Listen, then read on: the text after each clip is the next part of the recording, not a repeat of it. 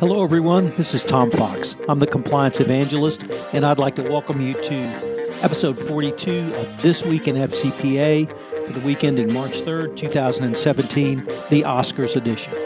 In this episode, my co-host, Jay Rosen, and I take a look at the recent FUBAR at the Oscars around the Best Picture Award, and we consider it from the compliance perspective, what failed in their compliance regime, and what lessons can be learned. We tie it to the Department of Justice recently released evaluation of corporate compliance programs and talk about the steps you should take to look at your compliance program in light of the Oscar FUBAR. The episode comes in at just around 20 minutes. This is Tom Fox. Thank you very much for listening to This Week in FCPA. Hello, everyone. This is Tom Fox, and welcome to This Week in FCPA for the week ending March 3rd, 2017, the Oscars edition. As always, I'm joined by my co-host and cohort, Jay Rosen. Jay, welcome. Thanks, Tom. Great to speak with you on this Friday. So where does this Friday find you?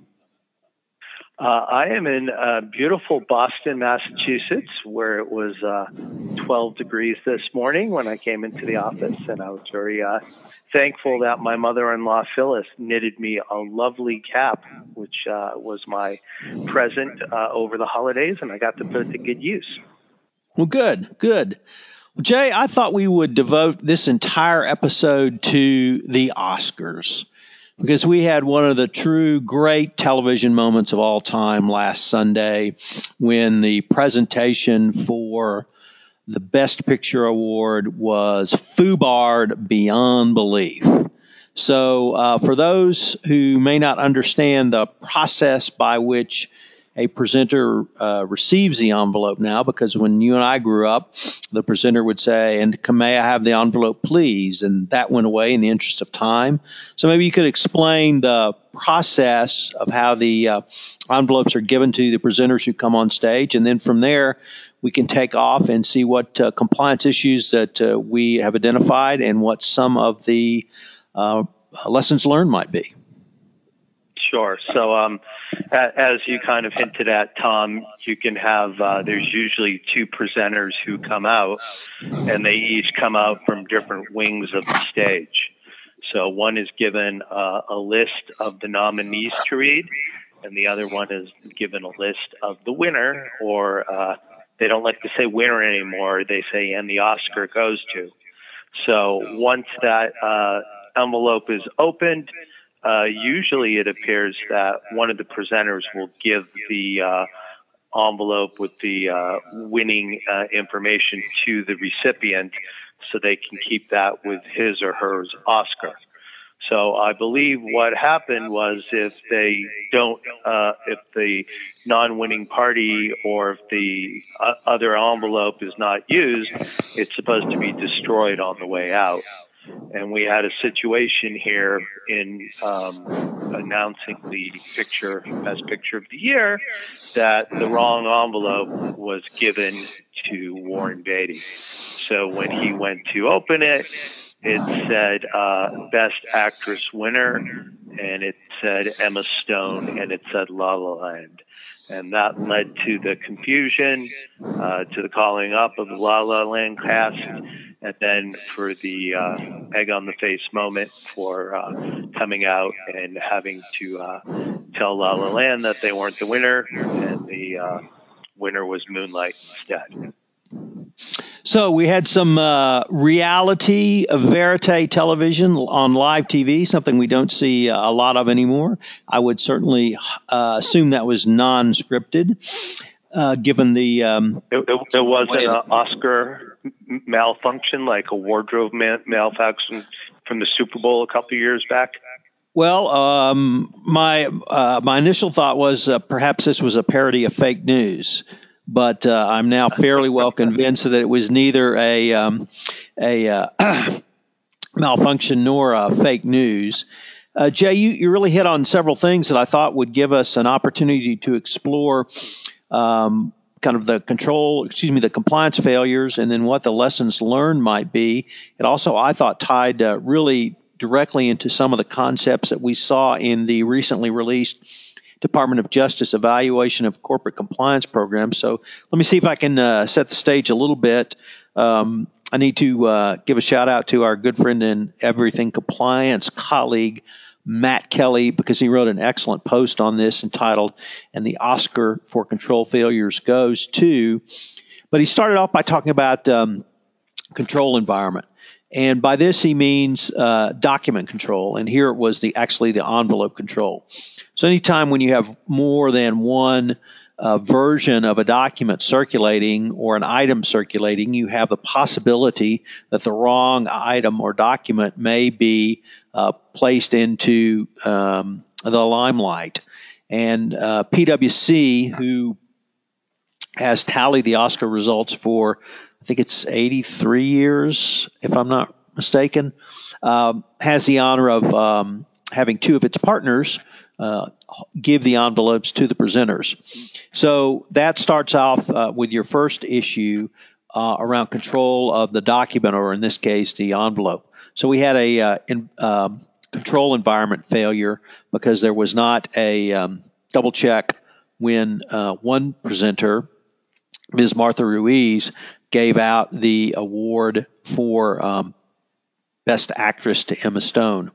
And somehow that stayed with the second presenter, Brian Cullinan.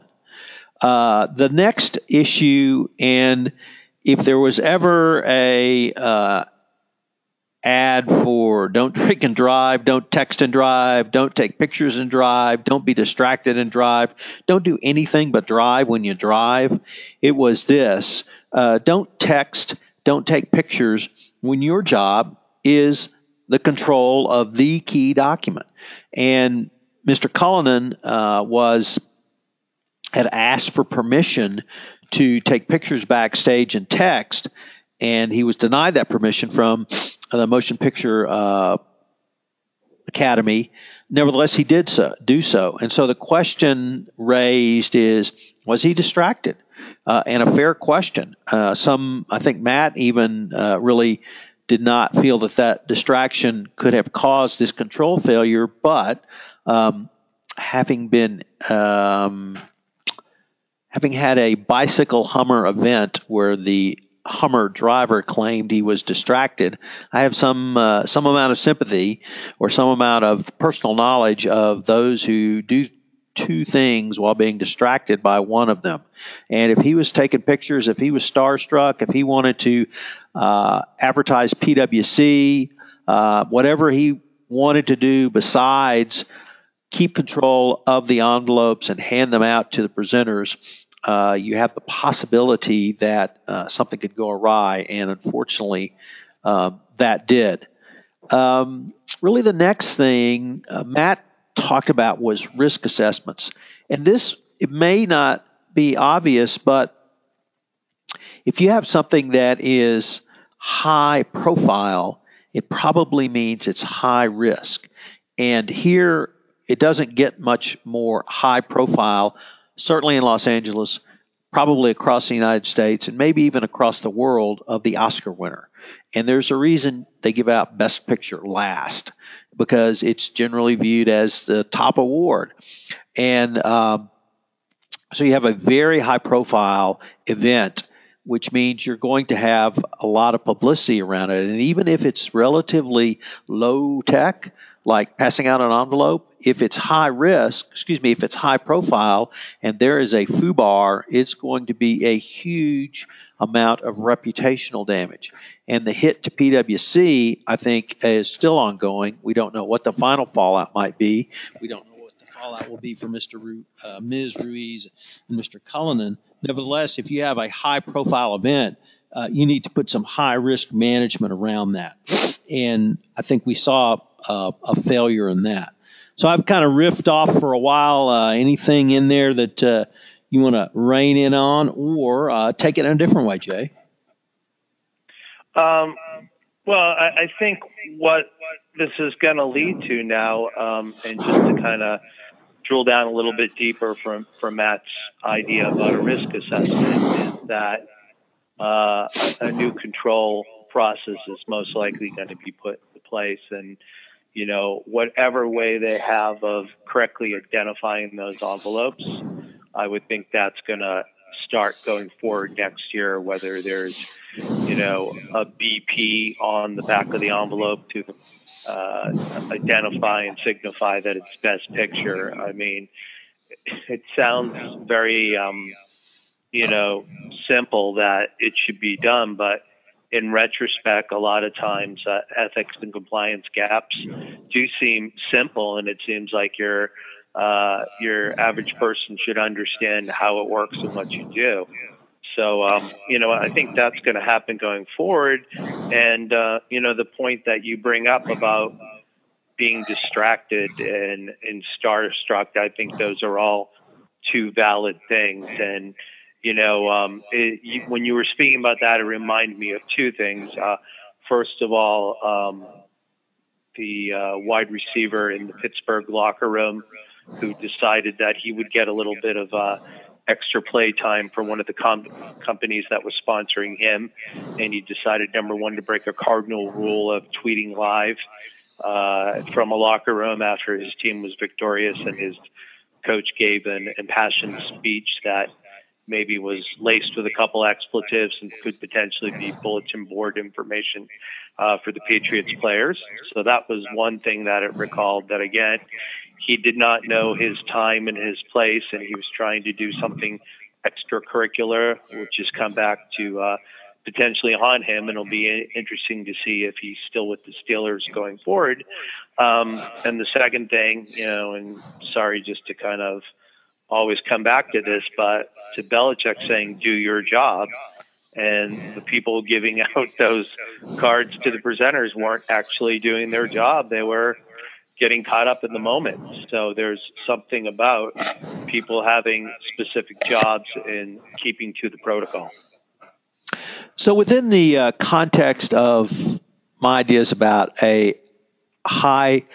you have a high profile or a high risk procedure, you need to have just a higher list or higher type of risk management. I think here we saw both the control failure with the presenter, but we also saw a failure with, a control failure with the PwC partner who gave the wrong envelope to the presenter. But we also saw a failure at the presenter level, and I don't mean to. I guess criticism is always negative, but I don't mean to negatively criticize either Warren Beatty or Faye Dunaway, because they were the ones that were up there in front of 3,000 people.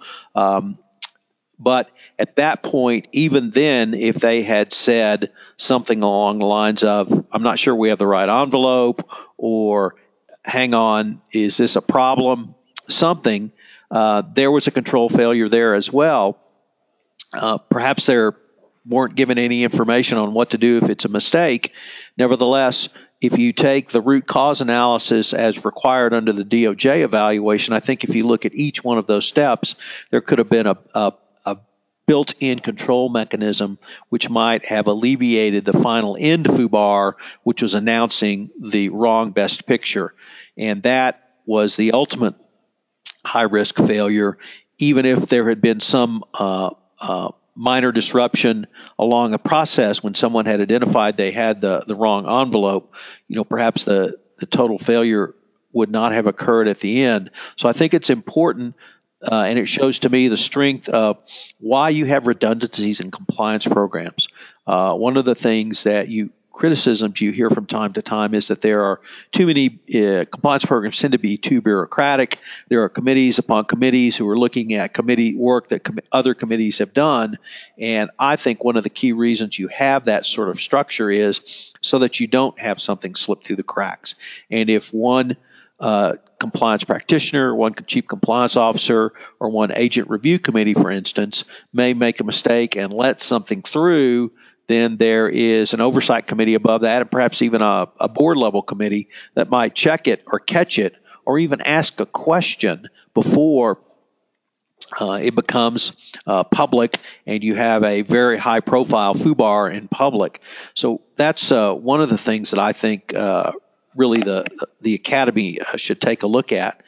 And then let me just move to a really different area, because I've read a couple of pieces about the reputational fallout to PwC over this.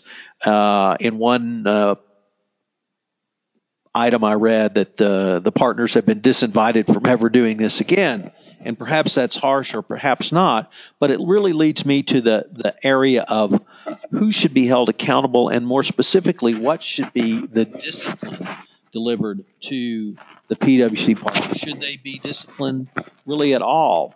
And one of the things I'm very passionate about is there has to be consistent discipline across an organization. And I was very gratified that the evaluation really spoke to that too, specifically saying, has there been, have the disciplinary actions and incentives been fairly and consistently applied across an organization? Now, the issue here, I think, is I don't recall this ever having happened before. So there may not be a precedent to draw upon. But I think it's going to be important that there not be too much discipline leveled on Mr. Cullinan, even if he was texting while handing out envelopes, even if he was starstruck or distracted. There were multiple control failures here. As with every compliance failure, there's not one person doing one thing that leads to one event. It's always a series. And there's a lot of blame to go around here. He happens to be the very public face of PwC, and he probably will not be handling this task again, and that would be an appropriate sanction.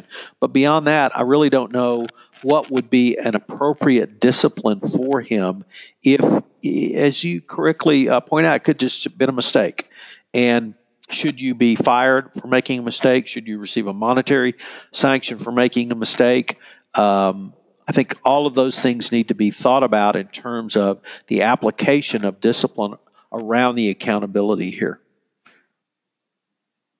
Well, I think those are all great points, and I think, you know, you have to consider all of those as potential remedies. But you know, when you think about it, whether it was 82 or 83 years, it's almost amazing that there hasn't been had an incident where somebody made a mistake. So, you know, it's very easy in retrospect to want to go back and assign blame, but I think the process which you kind of describe is how to go back in to look at the root cause analysis and what kind of redundancies and protections you can build in the process to make it go much smoother next time. And, you know, I'm sure the application of this will be useful to other awards show too. So, you know, whatever happens between the Academy Awards this year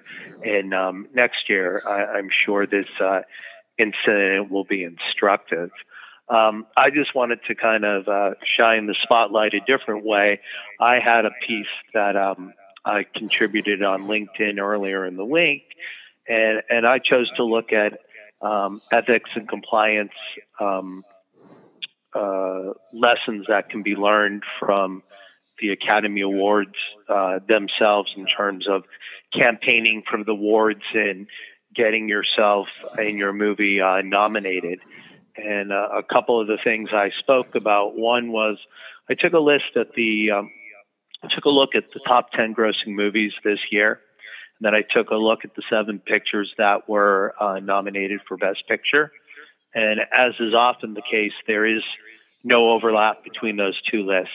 The top 10 grossing movies in the U.S., 5 of them were movies based on cartoons or kids' ideas. So, you know, Zootopia, Sing, and those type of animated movies. And 4 of the next 5 were pictures based on Marvel Comics or DC Comics.